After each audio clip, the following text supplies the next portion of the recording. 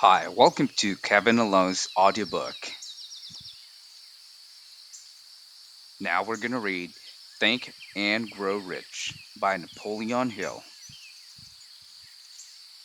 Author's Preface. In every chapter of this book, mention has been made of the money making secret which has made fortunes for more than 500 exceedingly wealthy men whom I have carefully analyzed over the long period of years. The secret was brought to my attention by Andrew Carnegie more than a quarter of a century ago. The canny, lovable old Scotsman carelessly tossed it into my mind when I was but a young boy. Then he sat back in his chair with a merry twinkle in his eyes and watched carefully to see if I had brains enough to understand the full significance of what he had said to me. When he saw that I had grasped the idea, he asked if I would be willing to spend 20 years or more preparing myself to take it to the world, to men and women who, without the secret, might go through life as failures. I said I would, and with Mr. Carnegie's cooperation, I've kept my promise.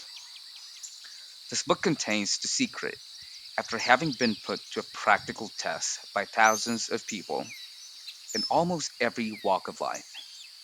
It was Mr. Carnegie's idea that the magic formula which gave him a stupendous fortune ought to be placed within reach of people who do not have time to investigate how men make money, and it was his hope that I might test and demonstrate the soundness of the formula through the experience of men and women in every calling.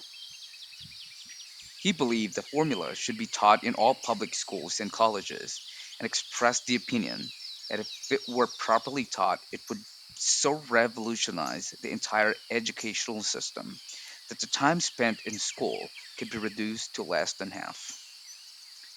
His experience with Charles M. Schwab and other young men of Mr. Schwab's type convinced Mr. Carnegie that much of that which is taught in the schools is of no value whatsoever in connection with the business of earning a living or accumulating riches.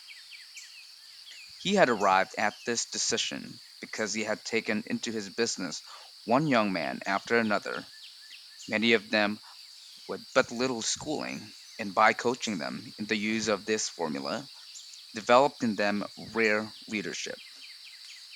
Moreover, his coaching made fortunes for every one of them who followed his instructions.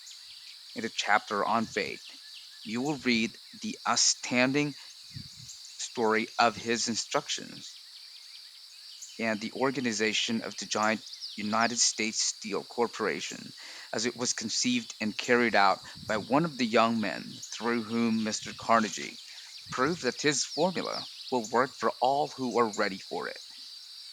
This single application of the secret by that young man Charles M. Schwab made him a huge fortune in both money and opportunity. Roughly speaking, this particular application of the formula was worth $600 million. These facts, and they are facts well known to almost everyone who knew Mr. Carnegie, give you a fair idea of what the reading of this book may bring to you, provided you know what it is that you want. Even before it had undergone 20 years of practical testing, the secret was passed on to more than 100,000 men and women who have used for their personal benefit, as Mr. Carnegie planned they should. Some have made fortunes with it. Others have used it successfully in creating harmony in their homes. A clergyman used it so effectively that it brought him an income of upwards of $75,000 a year. Arthur Nash, a Cincinnati tailor, used his near bankrupt business as a guinea pig on which to test the formula. The business came to life and made a fortune for its owners. It is still thriving, although Mr. Nash has gone. The experiment was so unique that newspapers and magazines give it a more than $1 million worth of laudatory publicity. The secret was passed on to Stuart Austin Weir of Dallas, Texas. He was ready for it, so ready that he gave up his profession and studied law. Did he succeed? That story is told too. I gave the secret to Jennings Randolph the day he graduated from college, and he has used it so successfully that he's now serving his third term as a member of Congress, with an excellent opportunity to keep on using it until it carries him to the White House. While serving as advertising manager of the LaSalle Extension University, where it was little more than a name, I had the privilege of seeing G.J. Chaplin, president of the university, use the formula so effectively that he has since made the LaSalle one of the great extension schools of the country.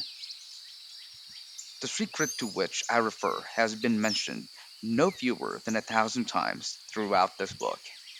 It has not been directly named, for it seems to work more successfully when it is merely uncovered and left in sight, where those who are ready and searching for it may pick it up. That is why Mr. Carnegie tossed it into me so quietly without giving me its specific name. If you are ready to put it to use, you will recognize the secret at least. More than 20 years ago, Honorable Manuel L. Quezon, then President Commissioner of the Philippine Islands, was inspired by the secret to gain freedom for his people. He has gained freedom for the Philippines and is the first president of the Free State. A peculiar thing about this secret is that those who once acquire it and use it find themselves literally swept onto success with but little effort, and they never again submit to failure. If you doubt this, study the names of those who have used it. Wherever they have been mentioned, check their records for yourself and be convinced. There is no such thing as something or nothing. The secret to which I refer cannot be had without a price, although the price is far less than its value. It cannot be had at any price by those who are not intentionally searching for it. It cannot be given away. It cannot be purchased for money, for the reason that it comes in two parts. One part is in possession of those who are ready for it. The secret serves equally well all who are ready for it.